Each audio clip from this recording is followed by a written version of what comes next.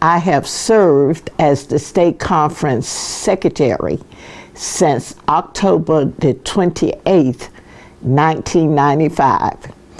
I took the first minutes of the first executive committee that I served on that Sunday morning after the convention closed on that Saturday night.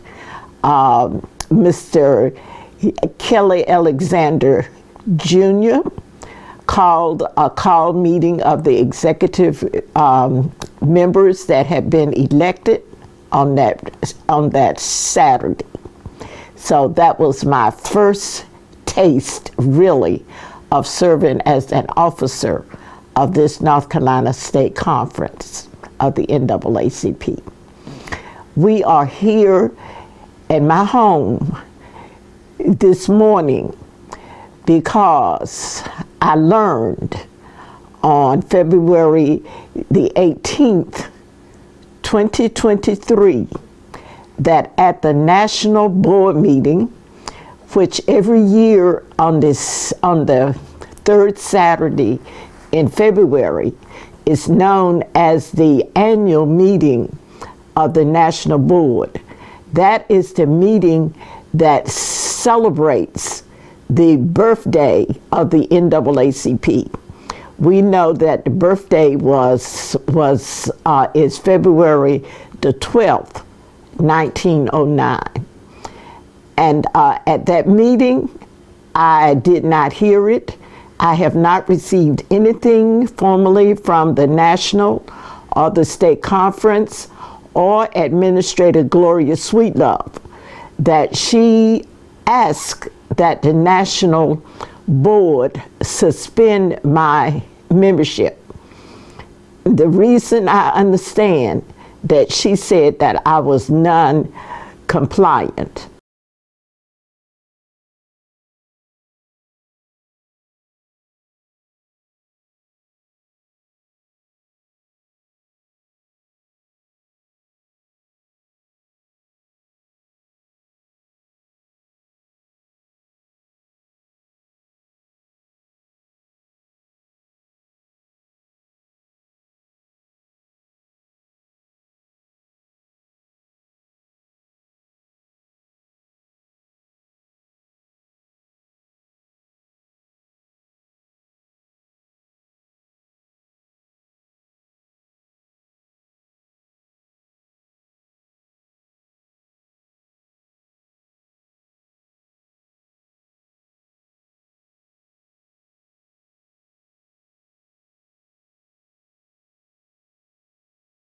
Miss Gloria Sweetlove asked that my membership be suspended and Gerald's membership also. But the only reason that she gave was non-compliant. And people began to call me and to question what I had done. Had I been notified in advance? What was the reason for the suspension? How long would it be? And I could not answer any of those, nor can I answer them now, because I still have no answers.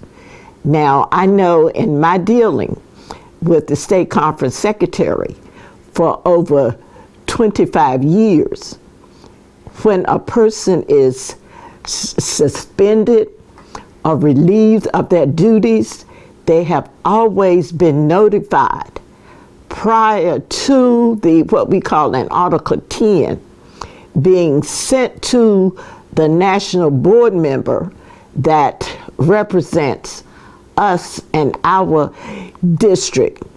And the North Carolina State Conference is considered to be in District number 5, which includes Mississippi, Tennessee, Alabama, Georgia, South Carolina, and Florida, as well as North Carolina.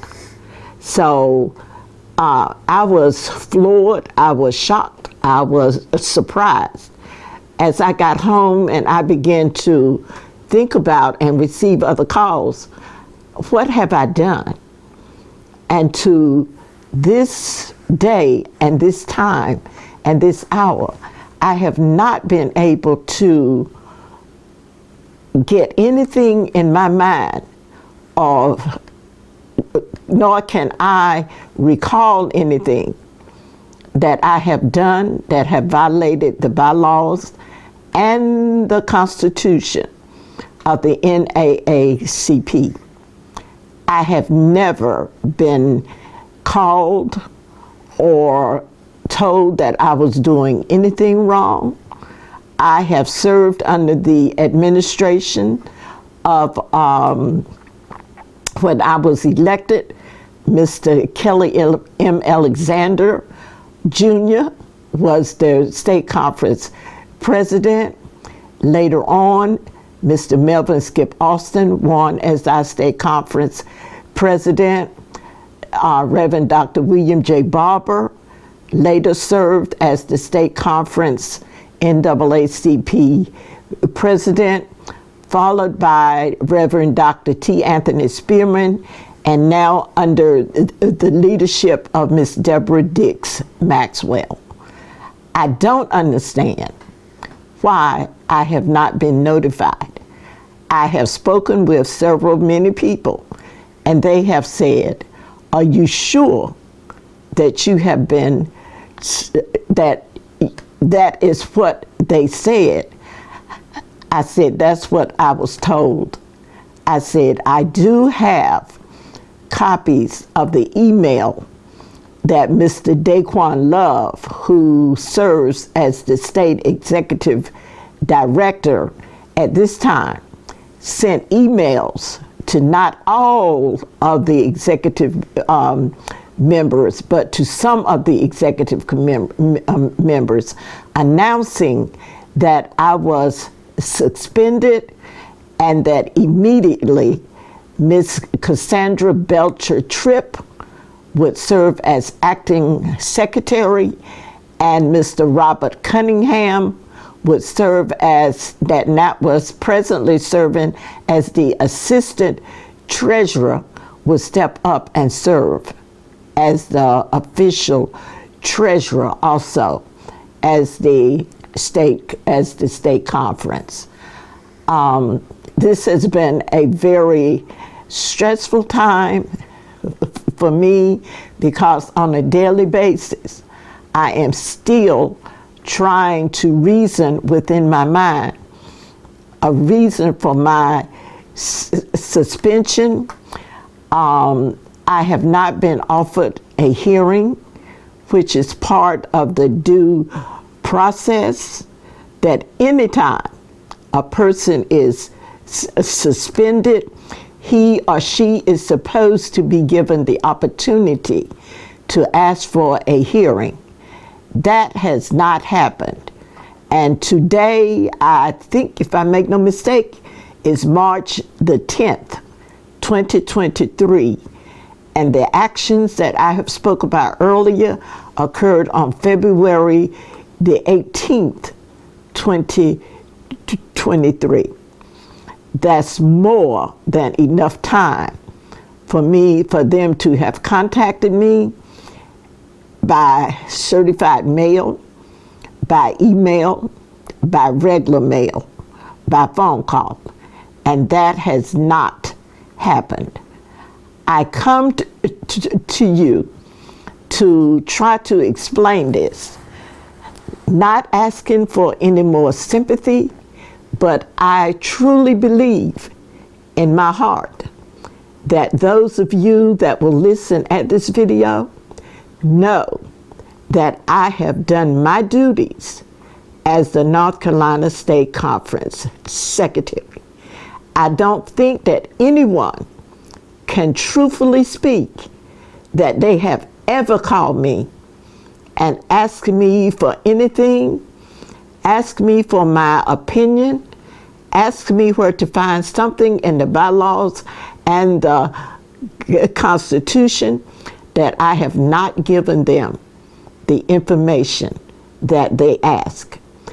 Back, I think it was in 2019, in 2020, I started what we call the Secretary's Chat.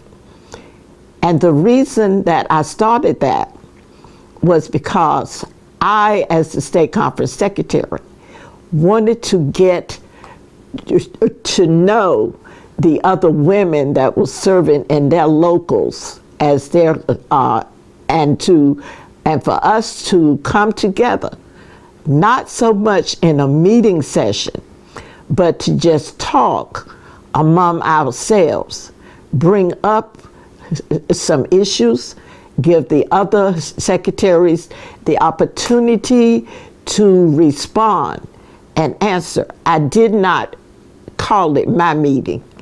I called it the Secretary's Chat. And we began to meet monthly. And we are still meeting monthly. We did not have a meeting last month because I was contacted by Mr. Daquan Love and said that he was speaking on behalf of Miss Gloria Sweetlove, that I was not to send out any type of communication, nor was I to communicate with another NAACP member. So to be obedient until I could find out more about why that was being said, I did not have a meeting. We did not have a meeting. People did call me because they were concerned that I had not gotten back with them, because one of the things that we had talked about doing as a group of women was to go to a site in the eastern part of North Carolina for just a night and a day of meeting each other and having dinner, and again having the secretary's chat. And they were calling me because I told them that I would get room prices, and I told them that they would have the opportunity to speak with their locals and see if they would be willing to help support them. And so people were beginning to call me, Ms. Barnes, why are you going to send us information? Have you been able to get that? And I said I will be back in contact with you. But as the time went on and more people began wanted to know in a certain area who was the secretary in a certain area, who was anybody, they were trying to make contact, and they did not have an updated branch roster, because for years I had been given each branch what I call a branch directory, which is set up like a telephone book. Each branch is in alphabetical order. It gives the name of the president, the first vice president, the secretary, and the treasurer, with their email if it's available and their phone number. And people was beginning, Ms. Barnes, I tried to contact and they told me they were no longer in that office. Can you help me? And I would have to say, let me get back with you. And so I decided, I think it was last Monday, that I sent an email and said, this is to notify you that Sylvia Barnes is no longer serving as the state conference secretary. Hopefully that would ease some of their frustration for not being able to get the information that they needed. Like I say, it's been a painful time. I have not heard anything from Ms. Deborah Dix Maxwell. I did expect to get a call from her because she is the state conference president. And I felt like that out of her leadership, that she would at least have called and acknowledged.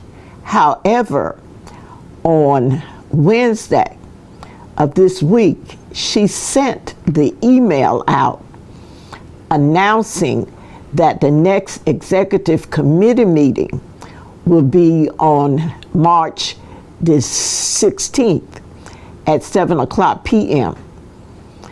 And I did receive that email, but knowing, not officially having anything, but only knowing what I have been told, I could not understand why she sent me that, because I feel like that was very that she should not have done that, because I'm positive that she knew what Ms. Sweetlove was going to do at the national board meeting prior to her making that announcement. So I will not be on the executive call on the Zoom, because as I have been told, that my membership has been suspended. The only thing that I have done was that I have had people to call me to ask me if I have records of their assessment that was sent in. And I responded, because when you have new officers that are coming in, all the time the flow of the records do not reach the person in a timely manner. And this is an election year. October is election time. The state convention is scheduled for October 5, 6, and 7, with the election being held on that Saturday. And I understand from previous correspondence that the election will be held by the national on the system that they're now using called the election buddy system, which means that each registered delegate will receive an email of their ballot electronically, and they will have to vote for the person of their choice and hit that submit button. There will be no more voting in this state conference as we have known it in the past, unless nationals see fit that we go back and do something else. So, in order for people to be able to run for an office, as I had the letters ready to go to the mailbox according to the election procedures manual, that each branch was supposed to receive a copy of the letter announcing when the election would take place, if their branch was in good standing, and a copy of the candidate consent form. That form, if you choose to run for an office, that form must be signed by you, stating what office you want to serve, and it must be signed by 3 people that are in good standing.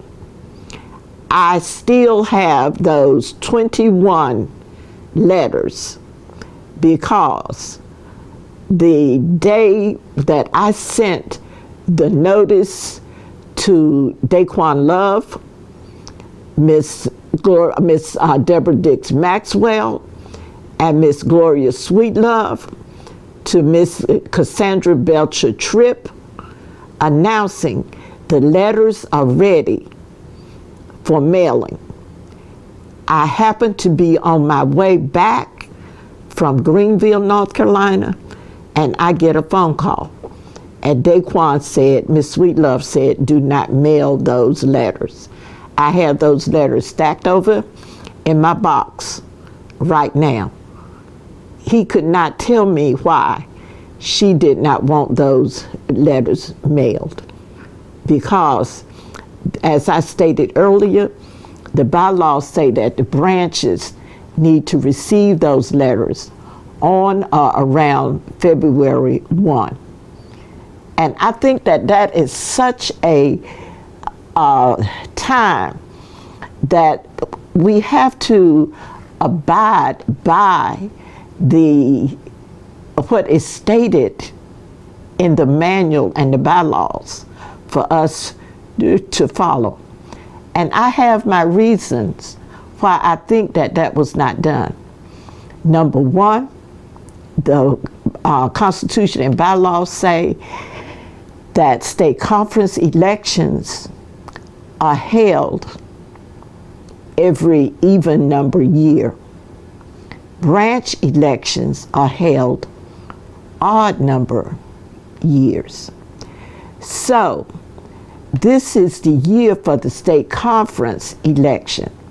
So if the branches and the people that choose to run for office cannot get that information and send it back by June the 15th, there will be no election of the state conference. Now we know in 2019 that Mr. Derrick Johnson, who is now serving as the president and CEO of our national NAACP, came to the North Carolina State Conference and made an announcement that there would be no election in 2019. He said the same officers that are holding office now will hold office until such notice will be given by the national office. We knew that we would probably serve another 2-year term during that time. And that's what actually happened. We took office, I think the election was held on October the 23rd of 2021, excuse me. And we are still in office right now, those people. But I feel like the reason for that is that Miss Gloria Sweetlove know that she has the authority to do the same thing that Mr. Derrick Johnson did. And I think that it was planned that those letters would not go out, which would give Miss Deborah Dix Maxwell another 2-year term to try to correct the damage, the harm, and the hurt that she has caused in this North Carolina State Conference. I say with all of the love and everything that I have within me, that she has not been the leader that many of us thought that she would be when she chose for her name to be placed on that ballot. I was one of the people, after asking God for his guidance, that I was going to run for the office of the state conference president myself. I contacted who I thought was a friend of mine. I sent out a survey letter to many, asking them, if I choose to run for the state conference president, will you support me? To my surprise, I got back every one of those letters with Ms. Barnes, I will support you in any area that you choose.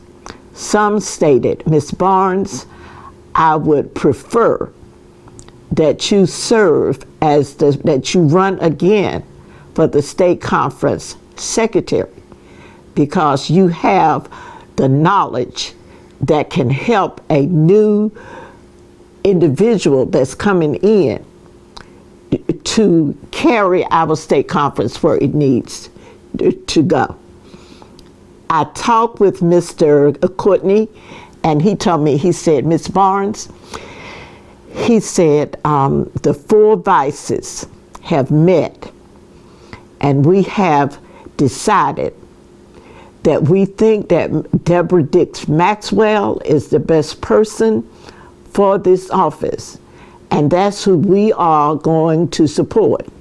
And we will be contacting the individual locals that we are responsible for, and we will ask them to support her also. I cannot tell you not to run, but I can just tell you what we will be doing.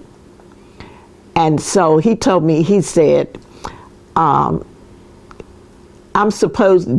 said that Deborah is supposed to get back with me the 1st of next week, because the deadline is coming up this week, next week also. She has not given us a yes or a no. And so I said to him, I said, I will call Deborah myself and find out what her intent is and find out if she is going to. I said, if she is going to run, I will give her my support. I said, if she's not going to, I will consider still filling out the consent form saying that Sylvia is a candidate. When I called Ms. Maxwell, she told me that she was going to contact Mr. Courtney and let him know that her decision would be yes. And so at that time, we talked a few more minutes. I hung up the phone. I got my consent form, signed the form, took it to the post office, bought the registered certified mailing, and I sent it in as to run for the state conference secretary. And I did support Ms. Maxwell. I voted for her. But as I stated earlier, it has been a total disappointment. Number one, she is the first Black woman that has been elected to serve in this office in our state. I cannot speak for anybody else except Sylvia. I expected great things. I expected strong leadership. I did not know until later on that Ms. Maxwell had served in the United States Army. Now, I have served in the United States Army, and I say that through the training that William Henry Ellis Sr. and Anna Thelma Ellis gave me as a child raising up, and that I received in the United States Army Reserve for 24 years, 4 months, and 3 days that I served, has shaped my life, because there was extreme leadership in all of the classes that we took. Everything that we did was getting you ready, not so much for war, but for the opportunity that when you put on that uniform, that you spoke volumes to everybody that looked at you, because you was a part of whatever branch of service you served in, whether it was the Army, the Air Force, the Marine, or the Navy. That uniform said, it spoke volumes to everybody, whether you were in the mall, whether you were at McDonald's or whatever. And so I expected that we were going to move forward, that we were going to be a great North Carolina NAACP state under that type of leadership that I expected. And we have not seen that. We have not gotten that. In 2 years, I do not think that we have had a single rally, a coming together under the NAACP itself. We have been meeting and gathering at rallies and stuff, but it was already planned by another organization, not the NAACP. And that is not what we need in this day and this time. And I look forward, even though National may never give me my membership back, as I can attend events as a non-member, whether it's a rally, something like HK on J, whether I can go stand in the front of the legislative building, whether I can stand on the courts of the Supreme Court in Washington, D.C., with the help and the strength of my Lord and Savior Jesus Christ, I will be there. I want it understood again that I am not in no way downplaying the NAACP, because when our fathers founded this organization in 1909, it had a definite reason. They had a reason. And that reason has stood for 114 years. So why would we want to destroy that? Why don't we want our children, our grandchildren, our nieces, our nephews, our neighbors to understand what a wonderful organization and what it stands for?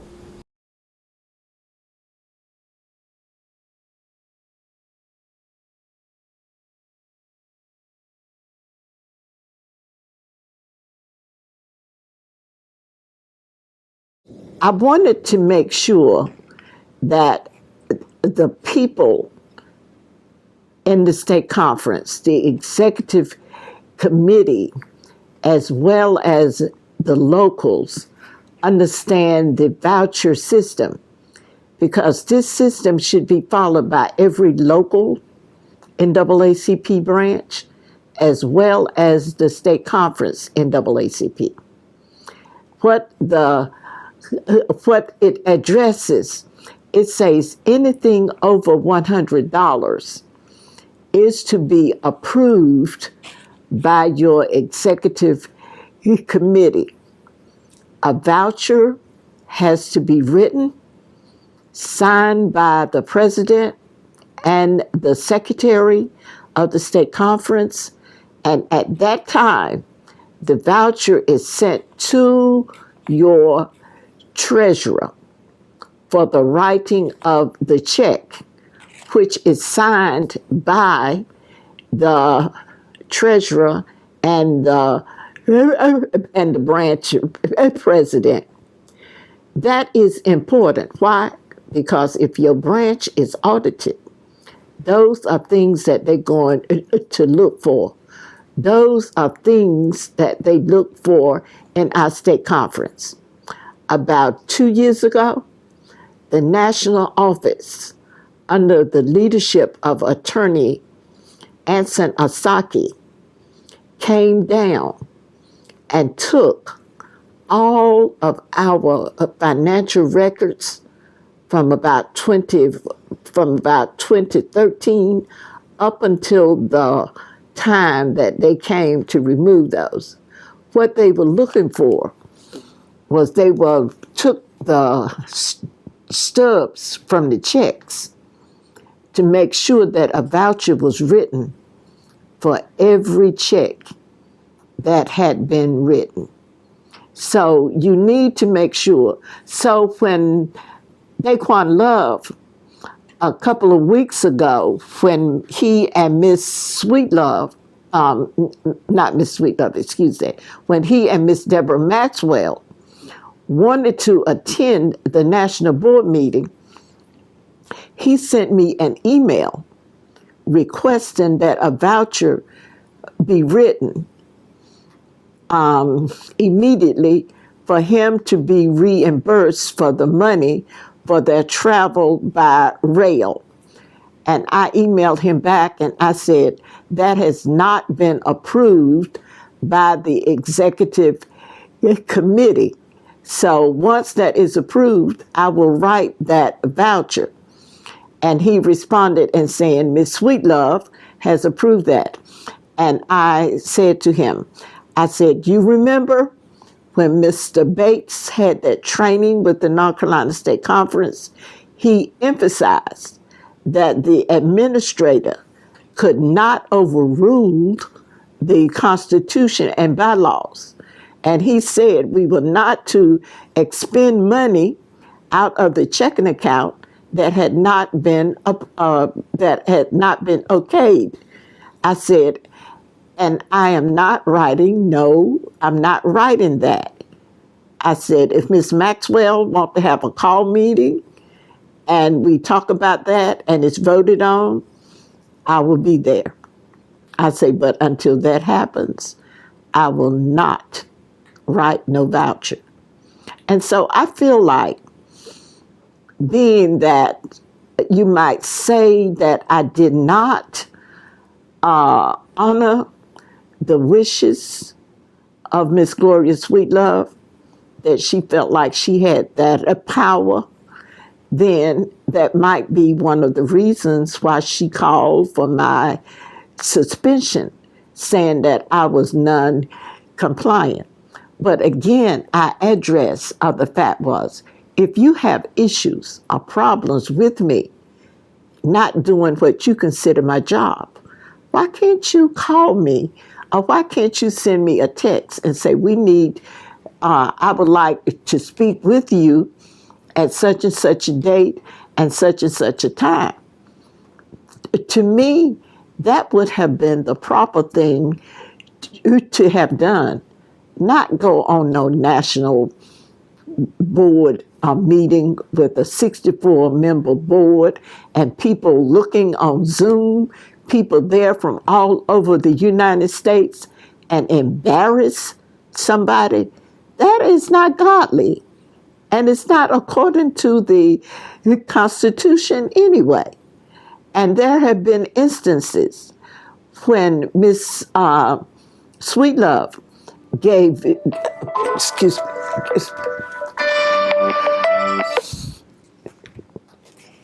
when Miss Sweetlove gave Daquan the authority to set up ACH accounts, I think that's what they're called, when you have the authority from your bank, from a bank, to go in and take money as needed.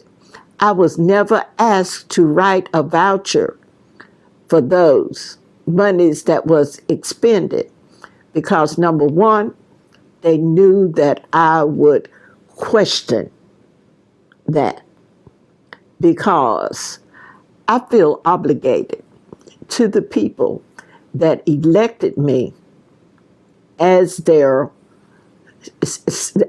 secretary of the state conference, to give them the respect that they are due. And my main job, part of my main job, is to do assessments, to write the vouchers, to make sure that bills are paid on a timely, in a timely manner. I just found out a couple of weeks ago that Miss Maxwell and Miss Sweetlove had set it up that the National has been paying our office rent for many months. I had questioned, was a voucher needed? And I had written vouchers, but I never sent them in because I didn't know who to send them to. But I understand that National is being paying our rent. For an officer of the state conference not to know something like that, that is disrespectful. I don't care who say it's not. As the secretary of the state conference, I will stand behind that. I understand that at this time that Daquan has been in Wilmington with President Maxwell, looking at hotels, trying to make decisions on what the room rates are. There needs to be a convention planning committee as we have had in the past. Two people don't need to make total decisions when the people across this state will be attending our convention. I feel disrespected, and a lot of instances when meetings are held, what I call secret meetings, because the Constitution says that the secretary should know about every meeting and have the opportunity to attend those meetings. How many times have I been told that there was a meeting outside of the executive committee? One time. That's all. They have met, talked about what they wanted to talk about, and they bring it to the executive board meeting. Do I know about it? No, I do not hear it until Ms. Maxwell gives her report, and it's written in there. Then the committee make a motion to receive the report of Ms. Deborah Dix Maxwell as the state conference president, and it is a done deal. No coming to the executive committee, nothing of that nature. And I just, we have so many things. We could be a great North Carolina State Conference. We have some excellent people that are willing to work and that would be willing to learn, but they are not given that opportunity. And I would ask you, and I would say to each of you, if you have not read that article that Daquan Love wrote in when he was the executive director at the Virginia State Conference, and he talked about the stress that the executive committee had put him under, and he had to be hospitalized because of that stress. Knowing what I know, I think they were doing their job. And when he left, we bring him to North Carolina and hire him as our executive director at the tone of $5,000 a month. How many executive directors have we had in this state conference that's been paid $5,000 a month? This is the first one, to my knowledge, and it is a disgrace. And I think about the locals that are out there working to pay their $1,250 assessments each year so that they can vote, have voting rights. The national bylaws and constitution say In order for a branch to be to be able to vote and be in compliance, that branch has to pay their total assessments 60 days prior to the opening date of their state convention. For us, that date was August the 13th, 2022. Letters were sent out to every branch notifying them, stating the article number in the Constitution and what their assessments was. You are responsible for what is called your Freedom Fund assessment. That is what you pay to the national. You pay national 25% of what your fundraising event is. If you have a Freedom Fund banquet or any type of fundraising event, after your bills have been paid, you pay the national 25% of your net. For the last couple of years, National have excused us because of COVID, and we were not meeting, we were not having banquets, we were not having face-to-face meetings. So National said, do not worry, we will not bill you, you will not have to send that money, which for many, many branches, it was a blessing, because I know that the branches, a local branch, a small branch, if you have 50 to 500 members, you have to pay that $1,250 a year. What does that break down to? $1,000 for your what we consider Mother of the Year, $250 for your humanitarian banquet. That is when we give you the 5 tickets at your request. When we were having banquets, each branch could get up to 5 tickets for the banquet, and which that was your total $250. So the state conference was not making any money off of your humanitarian assessment, because if you got your 5 tickets, that was your $250. And so if you got more than 5, if you wanted 7 tickets, then you had to pay for those additional 2 tickets, but you got your 5. The only way we made money is that if a branch said, I only need 2 tickets, or give me 3 tickets, or give me 1. And that was how we could have a gain on that money. But if you got 5 tickets, that exhausted your whole $250.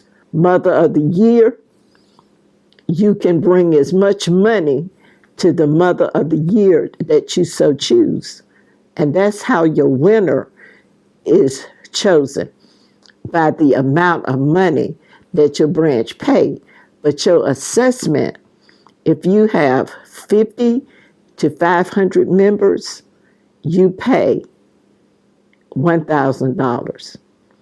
If you have more, if you have 501 to 1,000, your assessment is $1,500 because it goes up. Your humanitarian is $300.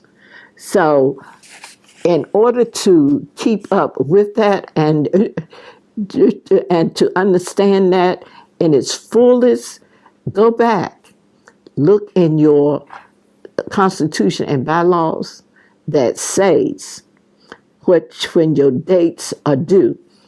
Your date might change each year because your convention might not be the same day every time. Just like last year, the convention was supposed to be October 13, 14, and 15, which made the date that your assessment had to be paid was August the 13th, because that was 60 days prior to the opening of your state convention. And that's the reason why I have always tried to make myself available, along with Mr. Gerald, to talk to any branches that did not fully understand that, because we do not want people coming to the state convention and not being able to take part in the voting, and not being able to take part in the when we have meetings, when we ask for a vote and a motion. If you are not a delegate, then you get what is called an observer's badge, and you cannot vote. So that's the reason why we want everybody to be in compliance at the state level, so that you have that opportunity to come to the to be there and to take part in the decision making process. Yes, you can sit there and listen, but don't you want to be able to raise your card and say, count me in, because I am a registered delegate and I am with whatever the name of your local is. That is important. And so I always stress to the locals, pay your assessments. People ask me, do I have to pay my mother of the year? And I have to tell them, which I have not been very popular in some instances, I can't say that your Mother of the Year assessments have to be paid when they have the Mother of the Year event, because the Constitution says assessments are paid 60 days prior to the opening of your state convention. So if we have Mother of the Year, which we normally do in May, you cannot afford to pay it in May. Then as long as we get it prior to that date, 60 days prior, you are in good standing.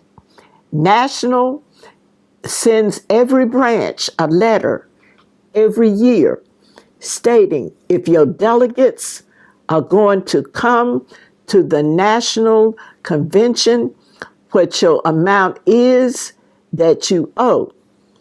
Of course, like at the state conference, you can go, but you cannot even take your assessments because they have closed that. You can go, but you will register as an observer. You have no voting. You cannot vote, but you can go and you can get a badge that says observer. So let us take a look at that. Let us plan for that. Talk about that in your branch meetings. How will I pay my assessment? How will I be able to have this power that is voting? With this being an election year, that's a part of it too. You got to be able to vote.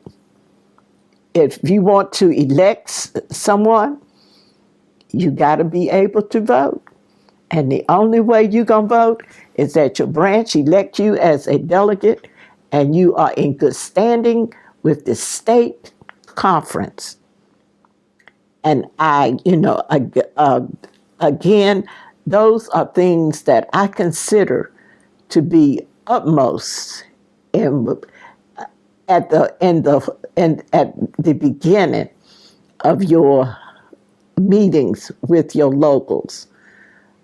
Abide, if you have a constitution and a bylaw for your local branch, that has to be approved by the national board. You can't sit down and write your own rules and not send it into the national, for the national board to approve. And I'll just use my branch, Goldsboro Wayne branch.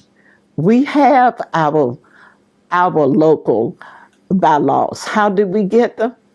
Because we wrote them, we sent them in, and they were approved by the National Board and sent back to us. But there are certain things, even in your local bylaws, that cannot override the state conference and the national. So let us be more diligent in reading our Constitution and bylaws and know what it says in there so that we can have the best state conferences that we can have. And let us be willing to stand up and speak for what is right. Our organization is a civil rights organization. We stand for justice and liberty for everybody. And I have problems when I go to city council meetings, when I go to board of election meetings, when I go to county commissioners meeting. Since I took off my Army uniform and I retired, it's hard to stand up and say the Constitution when it talks about liberty and justice for all. There is no liberty and justice for all here in this United States of America. We don't have that. It's hard to say, but we need to understand we don't have it. In your county, in your city, you demand that. You attend those meetings. You speak up. You let them know, I am here, we are here, and we demand certain things.